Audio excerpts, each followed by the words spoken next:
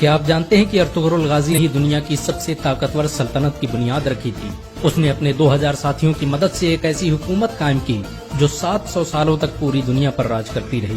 اس کی نسلوں میں پیدا ہونے والے سلطان محمد فاتح نے ہی دنیا کی سب سے بڑی توپ ایجاد کی تھی۔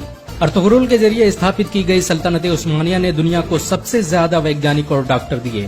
راکٹ ٹیکنالوجی پر آدھارت دنیا کا پہلا جہاز سلطنت عثمانیہ میں ہی بنایا گیا تھا۔ ارطغرل نے ڈاکٹروں اور عالموں کی ایک بڑی جماعت تیار کی تھی جو مفت میں لوگوں کی مدد کرتی تھی۔ ان کا پورا خرچ ارطغرل خود اٹھاتا تھا۔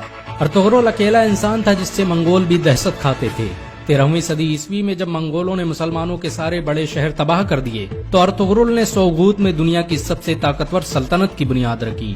ارطغرل کائی قبیلے کے مشہور شاسک سلیمان شاہ کا بیٹا تھا۔ سلیمان شاہ اوغوز کی نسلوں سے تھے جنہوں نے چین سے بھاگ کر ایران اور شام میں پناہ لی تھی۔ آپ کو یہ جان کر حیرانی ہوگی کہ چین میں آج جن اوئیگر مسلمانوں پر ظلم ہو رہا ہے وہ اوغوز کی نسلوں اور ارطغرل کے خاندان سے تعلق رکھتے ہیں۔ بہت کم لوگ جانتے ہیں کہ ارطغرل غازی نے قرآن کو اپنا سنویدھان بنایا تھا۔ اس کی حکومت میں سود اور بیاج کے استعمال پر سخت مناہی تھی، یہاں تک کہ یہودی اور عیسائی بھی اسلامی قانون کے مطابق تجارت کرتے تھے۔ ارطغرل جب اناطولیہ میں داخل ہوا تو صلیبیوں نے مسلمانوں کے خلاف جنگ چھیڑ رکھی تھی۔ دوسری طرف منگول بغداد کے 10 لاکھ مسلمانوں کا قتل کر چکے تھے، لیکن ارطغرل کے آنے کے بعد اچانک اناطولیہ سمیت وشو کا نقشہ ہی بدل گیا۔ ارطغرل کی شجاعت اور ہمت سے دشمن بھی کانپتے تھے۔ اس نے اپنے چند ساتھیوں کی مدد سے چنگیز خان کی فوجوں کو گھٹنے ٹیکنے پر مجبور کر دیا۔ صلیبیوں اور منگولوں کے خلاف ارطغرل کے جذبے کو دیکھتے ہوئے سلجوقی سلطان علاؤالدین کیقوباد نے اسے انکارا کی زمینوں کا مالک بنا دیا۔ ارطغرل قرآن کے بنائے اصولوں کے مطابق حکومت کرتا تھا۔ اس کی نظر میں سب برابر تھے، یہی وجہ ہے کہ اس سے پربھاوت ہو کر بہت سے لوگ مسلمان بن گئے۔ چنگیز خان کے سپہ سالار اور صلیبی کمانڈروں نے بھی ارطغرل کے ہاتھوں اسلام قبول کر لیا۔ اناطولیہ کی سرحدوں میں آ کر ارطغرل نے سب سے پہلے سوغوت کا قلعہ فتح کیا۔ یہ وہی قلعہ تھا جہاں پر ہزاروں مسلمان قتل کیے گئے تھے۔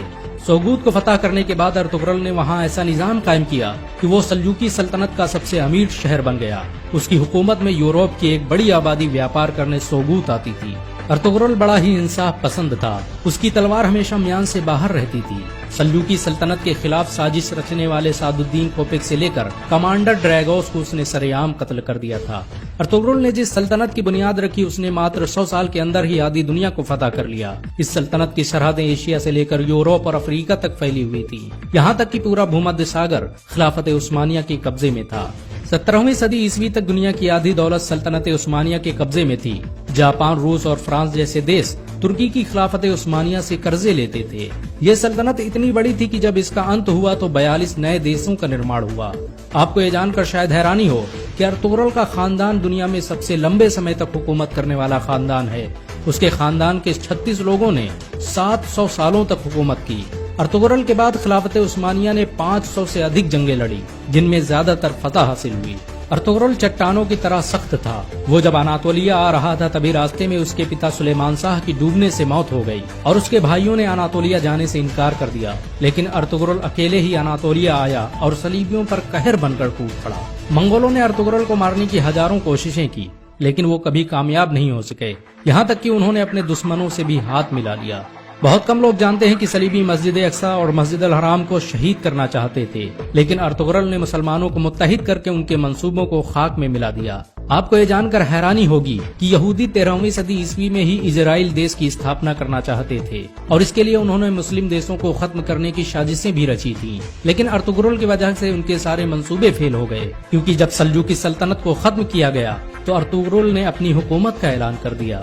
1923 میں جب ترکی کی خلافت عثمانیہ کا انت ہوا تو دستاویزوں سے پتہ چلا کہ خلافت عثمانیہ کو ختم کرنے کے لیے کئی سو سالوں سے سازشیں کی جا رہی تھی، یہاں تک کہ بہت سے یہودی مسلمانوں کے بھیس میں مسجدوں میں امامت کرتے تھے تاکہ مسلمانوں کے دلوں سے خلافت کی اہمیت نکالی جا سکے۔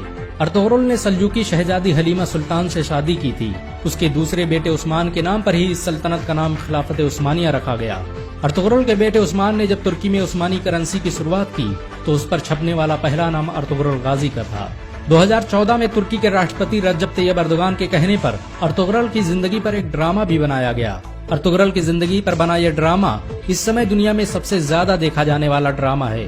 اسے 90 سے ادھک بھاشاؤں میں انواد کیا جا چکا ہے اور دنیا کے 150 سے ادھک دیش اس کا لائیو پرسارن کر رہے ہیں۔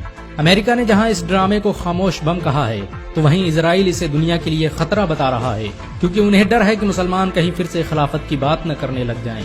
सच तो ये है कि मुसलमानों के दिलों में अर्तुगरुल का नाम आज भी जिंदा है। मुसलमान उन्हें आज भी इज्जत की नजरों से देखते हैं। अगर एक मुसलमान होने के नाते आपको गर्व महसूस हुआ हो तो इस वीडियो को लाइक और शेयर जरूर करें। ऐसी और वीडियो को देखने के लिए हमारे चैनल को सब्सक्राइब करें, घंटा जरूर